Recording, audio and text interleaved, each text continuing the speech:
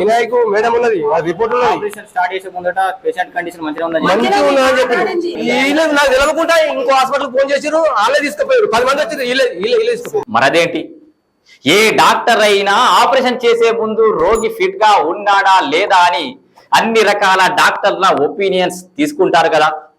ఈ ఆపరేషన్ ముందు general physician గాని కార్డియాలజిస్ట్ గాని ఇలా మరే ఇతర సంబంధిత డాక్టర్లు ఇచ్చిన రిపోర్ట్లు ఏంటి?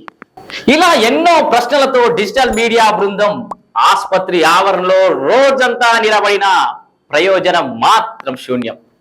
ఎంతకీ ఆ డాక్టర్ రాకపోవడానికి కారణాలేంటి? వాళ్ళ సైడ్ లో ఎలాంటి పొరపాట్లు లేకపోతే అసలు డాక్టర్ బయటికి ఎందుకు రానట్లు? కనీసం వైద్యం చేయడంలో బిజీగా ఉన్నాడా అంటే అది కాదు, వాళ్ళ వల్ల కాకనే వేరే ఆసుపత్రికి తరలించారు. ఇక్కడ మరో పెద్ద ప్రశ్న కూడా ఉంది. అసలు ఆ రోగి సమస్యను